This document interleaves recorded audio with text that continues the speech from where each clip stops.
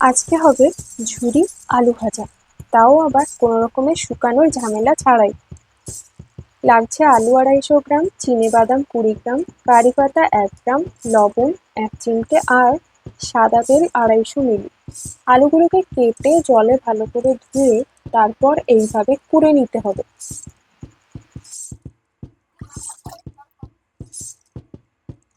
এবার কুড়ে নেওয়া আলুগুলোকে জলে 4 থেকে 5 বার ধুতে হবে।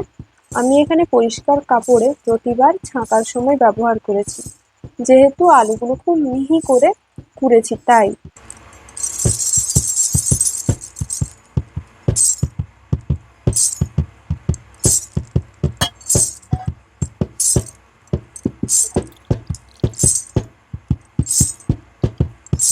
এবার জল ঝরিয়ে একেবারে শুকনো করে নিতে হবে, যদিও পুরোপুরি শুকনো হবে না। এবার 1 চিমটে লবণ মাখিয়ে তেলটা ভালো করে গ্যাসে গরম হতে বসাবো।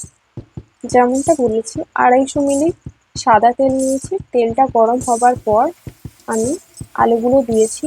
এতে হাই ফ্লেমে 1.5 মিনিট ভাজা হবে। ভাজার পর টিস্যু পেপার, এখানে আমি ঘরে সাদা A4 পেপার ছিল সেটাই ব্যবহার করেছি। তোমরা টিস্যু পেপারে এটাকে তুলে নেবে।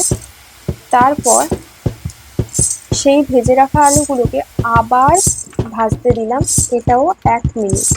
1 মিনিট ভাজার পর দেখবে একেবারে মুচমুচে হয়ে গেছে। সেই তেলেই আমি চিনাবাদাম আর কারি পাতাটা ভেজে নেব। কতক্ষণ ভাজবো? এটা ভাজবো 2 মিনিট। এবার আমাদের ঝুরি আলু ভাজা খুব সহজেই তৈরি হয়ে গিয়েছে। আশা করি ভিডিওটা কাজে লাগবে।